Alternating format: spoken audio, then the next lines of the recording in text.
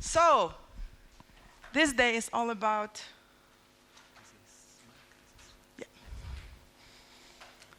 Welcome, everyone. Great to see you today. How are you? Yeah. So, today we're going to focus on teams. So it's really, yesterday was about organizations, and today is about teams. Tomorrow will be about you individuals. So I'm going to talk a little bit for about half an hour around the teams. And the first thing I would like to ask you is to think about the best team you've been in. Could be in school, sports club. What was it that you put it as my favorite team I've been to? So take perhaps a minute and reflect about, my favorite team I was a part of. And what was it that made it your favorite team? Okay, shall we do that? Take a minute. Your favorite team that you were a part of. Okay, you had to be a part of this team. And what made it your favorite? Okay, so let's take a minute and reflect on that.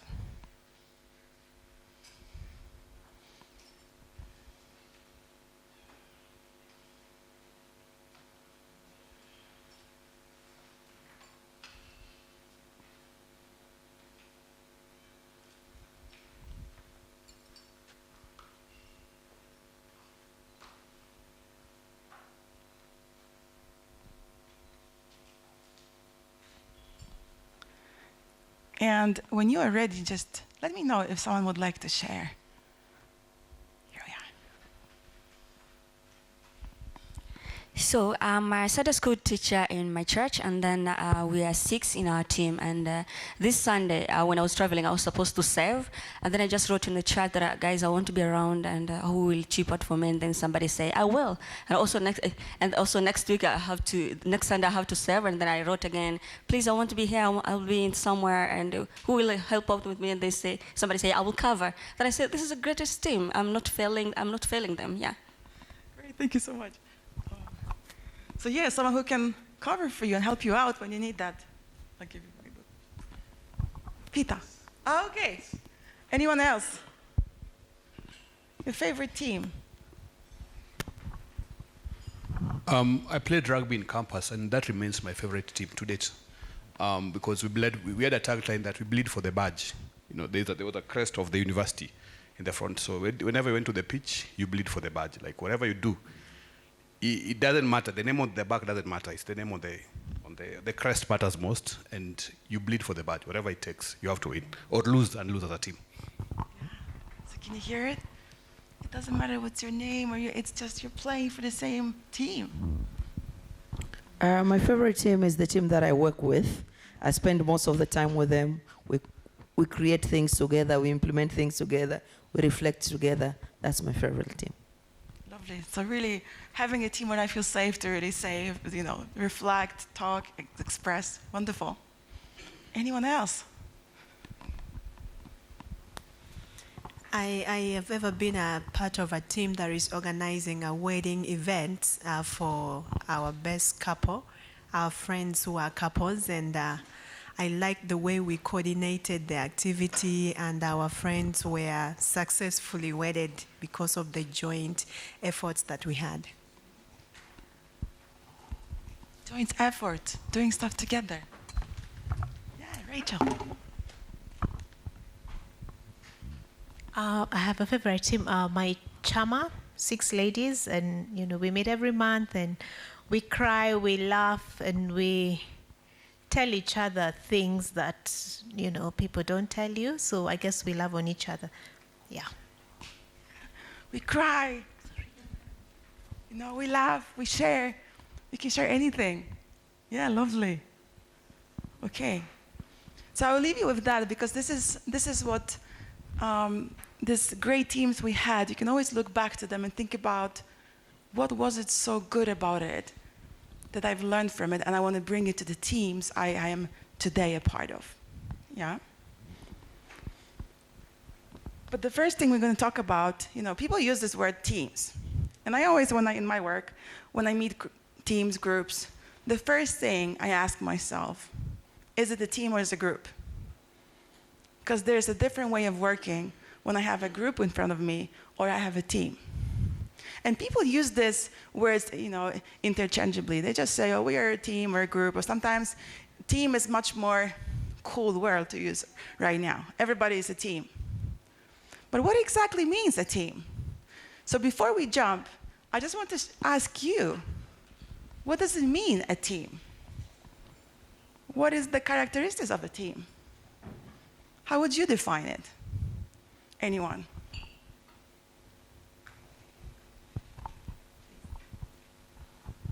I understand the word team as a group of people working together to achieve a common goal. Lovely. Thank you. Anyone else? How would you define a team? In your own words, doesn't have to be. Just to add what Candice said, a team is a group of people who share the same purpose and they can be held accountable together. Beautiful. And to add on that, they're also a group of people who are bound together by shared values. Beautiful, thank you. And you see, I love the word, we have been using unconsciously, but building on, if you want to build on each other's ideas, use the word and. So one person started a story, and the other person says and the other person says and then we're going to come up with a story, okay? So with all these things you said, and what else would you add to your definition of a team? Let's co-create. A group of people who agrees to work collectively. Wonderful, a group of people that agrees collectively. And? It may also be supporting one another to achieve or to accomplish the task. Wonderful, and supporting one another, and? There's always an end, there's always an end. And they have each other's back for real. Wonderful, thank you so much. Anyone else? And? Also, a team is a group of people who have rules to accomplish. Yes, beautiful. And? And contribute equal efforts towards the goal.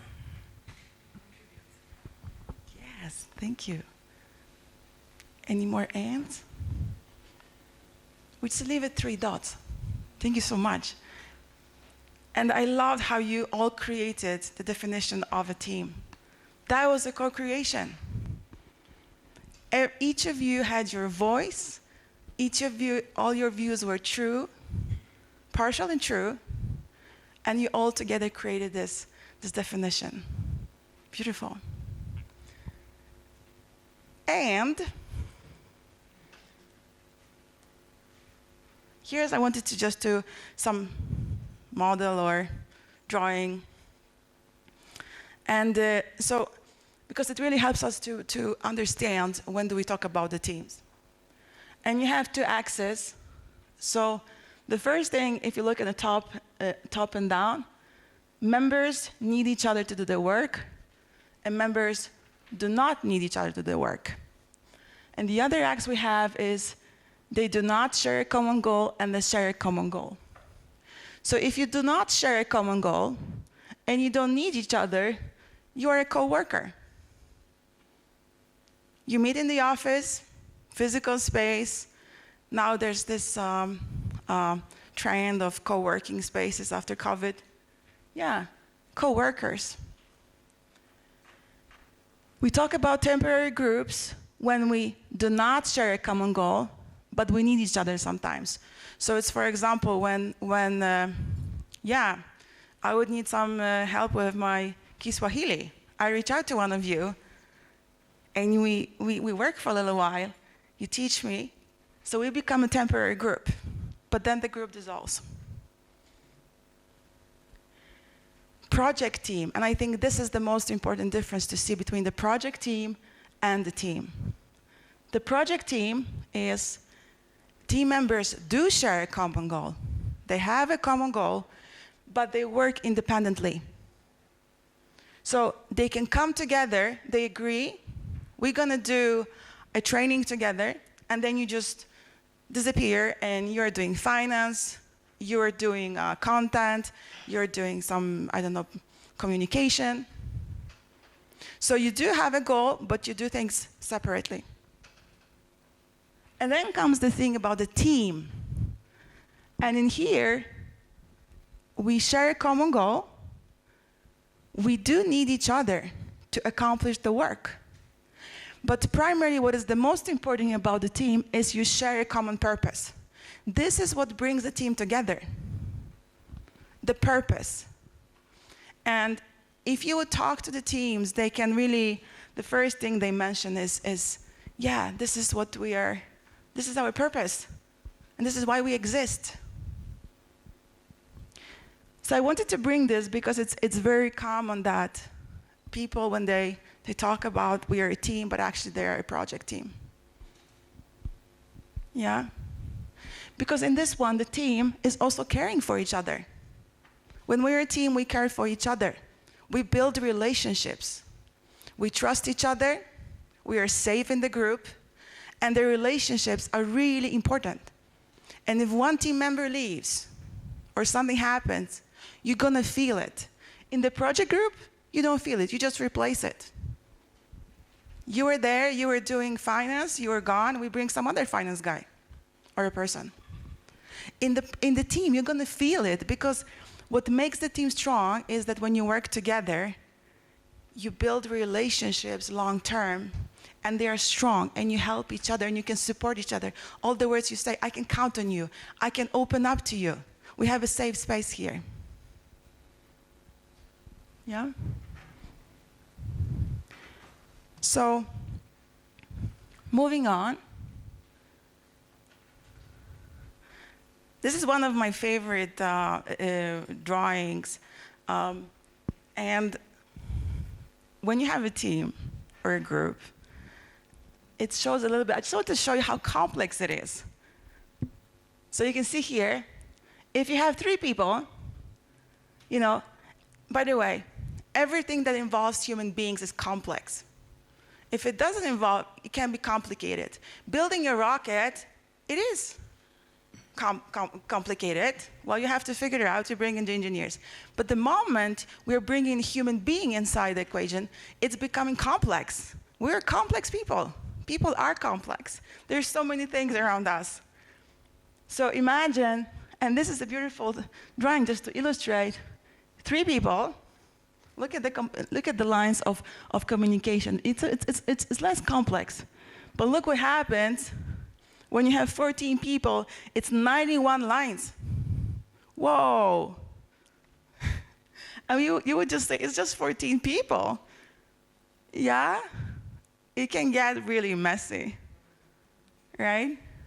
So this is just to illustrate, and so you keep in mind when you're in the team that it's just to be aware of it. I'm showing you this to be aware. Because sometimes we say, oh, we're just 6. We're just 8. Or some of you, there's a team, there is 9, right? There's a team that is 9. But it becomes more and more complex. So it's really to become aware and compassionate and say, yeah, we have, 9 people, a lot of personalities, and a lot of communication lines. Yeah?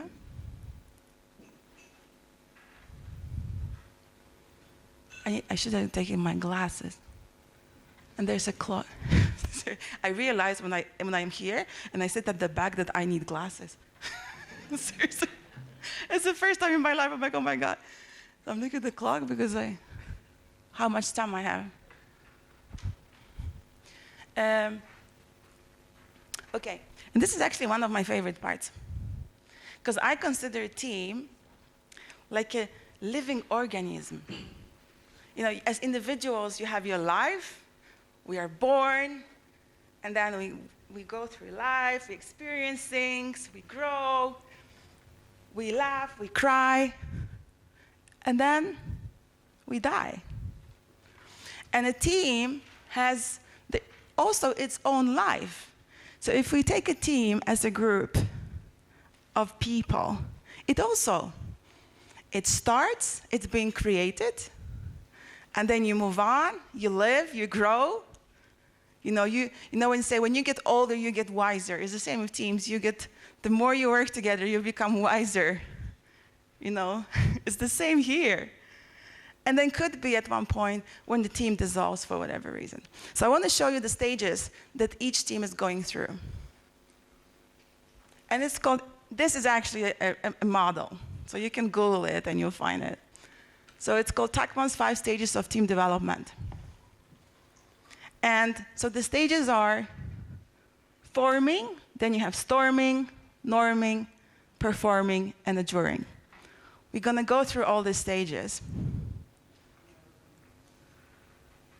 The first stage each team goes through is forming. And I love it. So imagine because you can relate to that when you've been in some new teams. You enter, everybody's a bit curious, everybody's cautious. What's your name? Where are you from? A little bit like this, very careful. Still you have to, so in this stage, so you get to learn about each other. And you avoid, this is very important, you avoid disagreements because you feel of being rejected. So people are very careful at this stage. And usually at this stage, what we do is we work with the team to get to know each other better. Yeah. So this is the forming stage. The next one is storming stage. I think this is the most, for me as a coach, I think it's the most fascinating. The teams don't like this stage. Because this is where they are like, okay, now we know each other. And now you actually start to open up, your personalities comes out, and you start to, a little bit, but, no, but I want to have it that way. No, but I want to have it that way. And you start a little bit, like a little bit, not fighting, because it's not a fighting, but you start to clash because you have enough, you are open enough to share what you need and what is important for you. So each of you shares that, and you start learning about each other. But you clash because they are like, no, but actually, I do want our meetings to start at 8. Classic one. I want our meetings to start at 8. And there's the other one saying, no, I want to have it in the afternoon. I'm more an afternoon person. No, I don't want to have it in the afternoon. Put it on the 8 in the morning. So, or for example, it could be, for me, you would say, and this is where your personality comes in, for example. You would say, someone can say, I want to have an agenda on the meeting. And the other one says, yeah, let's go with the flow. What do you mean with the flow? I want to have an agenda. So you start a little bit getting to know each other and challenge each other. But at one stage of your life, you're becoming, it's called the norming stage. It's when you, okay, yeah, the energy is coming, there's less emotions, they're still there, but you're more cool about things. You actually notice that we are different. You're actually realizing, it doesn't mean you agree with each other, but you actually notice that, yes, we are different, and I have to do something about it. And I have to cool down my emotions, I have to think a little bit, and I have to find a way to move forward. Yeah? But at that stage, it doesn't mean that you agree. So what you do as a team, you revisit your objectives, goals, you talk about the structures, you actually sit together and you talk together to say, okay, how are we going to do it? We need some agreements on how we're going to be as a team, what we want to do. Do we have the common goals? Do we have, what is the culture we want to have here? So this is the norming stage. And then comes this beautiful stage, and I hope this is what you've all experienced when you mentioned about your favorite teams, is the stage when it just flows. It just flows. You don't have to think. You come to this team, and whatever you're going to put on the table, they just do it. They know each other's personalities. They know what they like. They know what they don't like. it's just flowing. It's the team who knows when there is something, as I say, I've experienced it so many times with the teams, you put anything on the table and they're gonna do it. And they just know how to regulate each other, they know how to review stuff, how to, without any conflict. They can raise up the hand and you say, you know what, we have a new problem, and I think probably we have to review our processes, or we have to redo something. It just flows, and you enjoy the work. At this stage, you don't have to think about this, you know, oh, she said this, or he said that, he's so annoying. It just goes with the flow. You just do it, and you enjoy. This is the stage when you enjoy. What I want to say is that when you see this model, it looks like it's a linear process, but it's not actually linear. In life, very often, you go back and forth. So it could happen that you are, especially, I think here, you can easily come back to storming because something happens. There's something new, and the team is not yet, doesn't have enough capability to actually, so they have to work with this, have to come back to the previous stage. It could be, for example, the team member leaves for whatever reason, and the team goes back to stage one. So you can be a really well-performing team, and one person leaves, and it switches completely. As soon as the new person comes, you go through it again. You're gonna be faster because you already have capabilities to go through this, to get to the performing stage, but you can go back and forth. Yeah, so this is something important. It's not linear. You can move forward. Oh, sorry. And there is also a part at one stage when the team is dissolved. So sometimes in organizations, the team changes, there's a new member coming, but there is also a situation when the team is dissolved and you move on to a new team. There's something called team morphing. It's when you're a team, and because the organization grows, we have to you do the morphing, so half of you create a new team and half of you create a new team. But this is a stage which is also allow yourself to look back and say, this has been a great team. Know also when to say goodbye, when there's a time to say goodbye, because teams exist because they have a reason to exist, because there's a purpose or something they're doing together. And if this changes and they have to say goodbye, it's also a moment to know when to say goodbye. Sometimes we cling on to stuff. I don't want to leave my team, I need to be here. No, if the purpose changes, you move on. Yeah? So, and I know you are not in that stage, but what I would like you to think about now is to think about your own team, and maybe it would be great if you could somehow find your team members. So get together in your teams in a second, and for about 5 minutes reflect on, as a team, which stage do you think are you in right now? Which stage you're in right now? So what stage do you think you are in right now as a team? So let's go back. Yeah, where are you right now? So let's get together. So it's find your teams. Yeah, self-organize. Let's self-organize and find your teammates and talk about your team. Yay! So let's take 5 minutes and talk about it.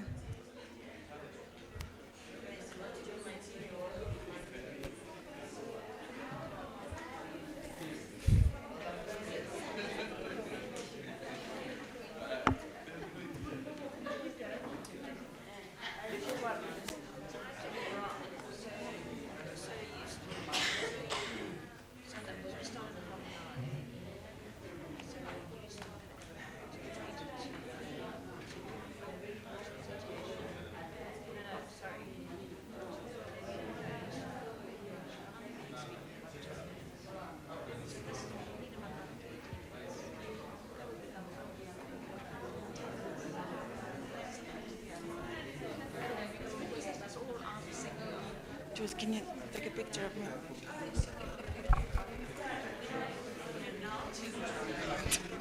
We do the staging.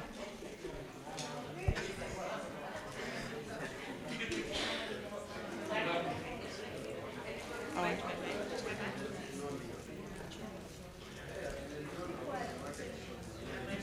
Thank you.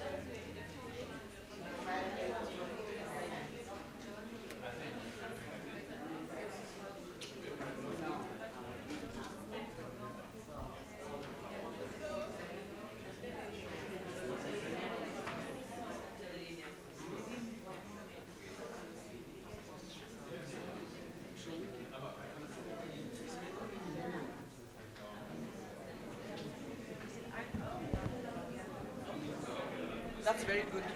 We're trying to push.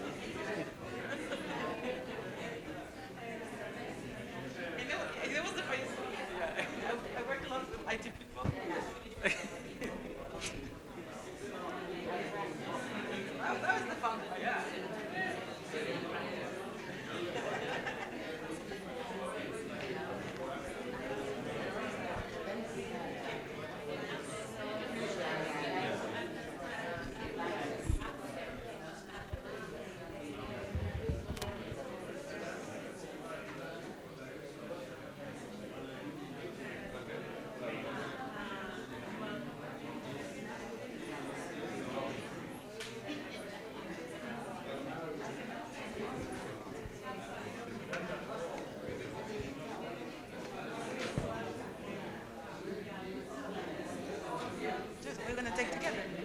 Let's do this way.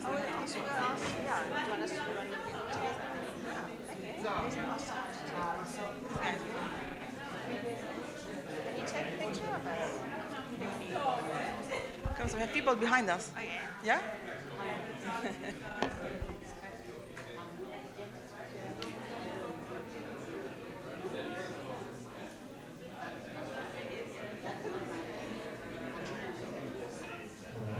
See how they do it. We go the other way. Come this way, so we can choose 5 times.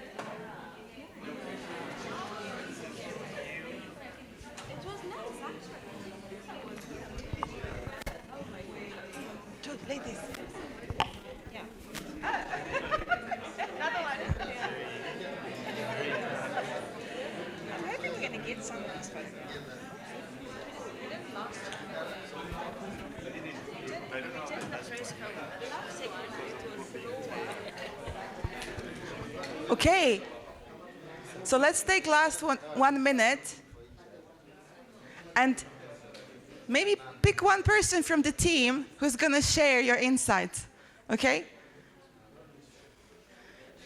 So when you're ready, go back to your places and pick one person from the team who's going to share your insights.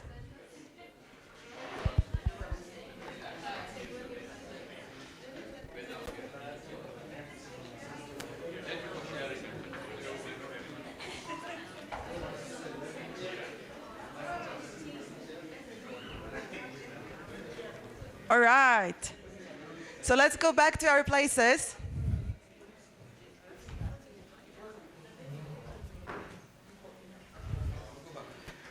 Go back to your table mates, buddies at the table. So I would like to invite each organization to share your insights from this exercise and let us know, where do you think you are, believe you are? So who would like to go first? Yay!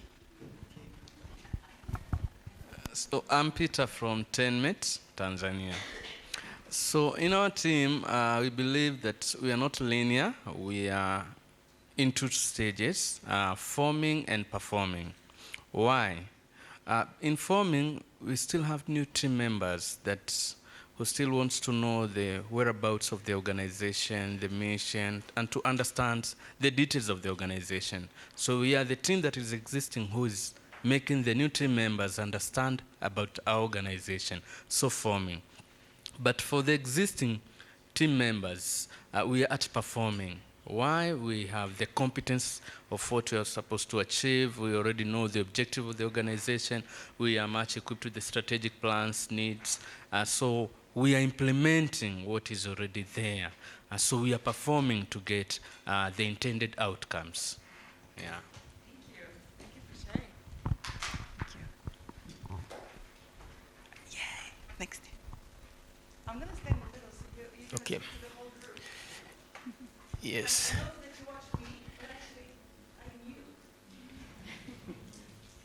This is Robert from Kimanyangeo Foundation. Just like my colleague, we feel that we are somewhere in between norming and performing. The team has been on for some period of time, and we feel it is really normalizing itself and is doing some performance through consultation, and we agree whatever should be done. And so we find that we are somewhere there in the middle, norming, performing. Lovely, thank you. And you're gonna feel, I love what you say in the middle, because it's true. It's not like you're gonna jump from one day to another stage. It's really floating. This is how development happens. Okay, I'd like to invite next to, yes, please. Yes, I'm Elizabeth from Amani Girls Organization. Actually, from our team, we are at performing stage. Yeah, we have understood the goals and the objectives of our organization, and we are working toward it. But at some point, we go back to storming. Fun fact: we were even storming while deciding. Yeah, it's because we get some new team members. So because they are new and they find the existing ones, so while we are trying to adapting to each other, we find ourselves questioning each other's boundaries, and just the getting used to each other, we find ourselves at storming stage. But Thank you. Performing. Yeah. Maybe just to comment here, it's not bad to be in storming, you know? Just because sometimes we put the judgment and we quickly want to go to, but it's like when you have a child, you cannot get upset with your child that it cannot walk yet. And you have to have this moment when so it's the same with the teams. This is the team when the team is really learning about each other, yeah, and growing. Yes, please. This is Victoria from Fitch. For us, we had a very honest assessment of our team, and we realized that we are in performing, but there are times we come back to storming.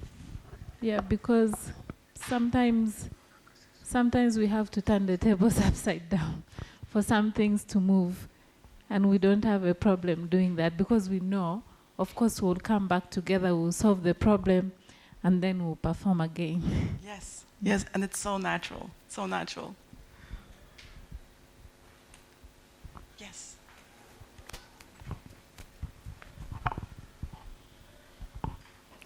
Okay, this is Gloria, Glammy team. So we found ourselves number 4 performing, but sometimes we could also go to number 3 norming because we identify some areas of agreement and then we work together to resolve those areas.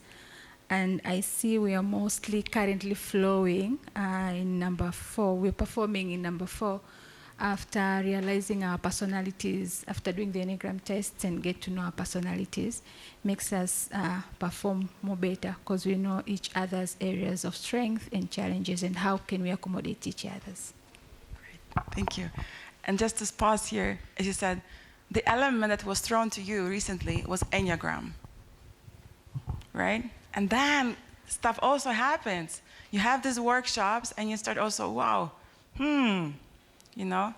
And it definitely impacts the team. And it might happen that because of the Enneagram, you go back for a second to storming, but then you can quickly go back to norming or performing. So it's really, as soon as there's a new element in the team, it's not uncommon that you go back for a second to the storming phase. Yeah? Okay. Did we have one more team? Yes. My name is Lilian from Greek. And from our discussion, we rotate between storming and performing because we have new members joining the team and we also have new ideas, new projects coming in. So get that we perform well, then now we are comfortable. When a new idea comes in, then we go back to storming and we storm. Then we start the process all again. So it's a mini cycle and it continues. Yes. Yeah. Thank you so much for sharing. It's beautiful. Thank you everyone for sharing. And so really what I would like you to take away with you from this session, this is not a judgmental tool. This is not an aim. Of course we strive for performing teams, but this is a growth process. This is the life, you know, and you look at yourself as an individual, you go through the same. So just be compassionate to your teams, to yourself, and be aware of it. And this model helps you to say, okay, there's something okay, let's sit down, work on something. But this is natural process of every team. Yeah? All right. Thank you so much for sharing. Thank you. I'm giving back the voice to Christine.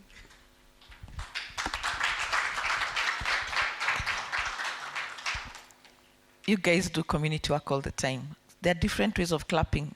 Will somebody show us, please? Good. Please welcome.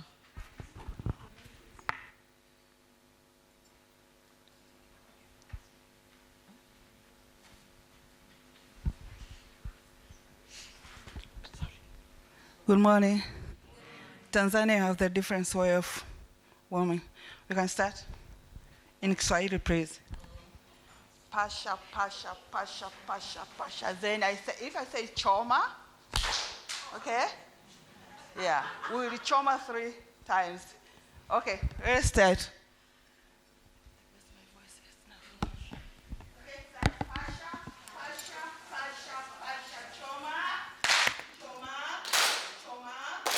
Nice.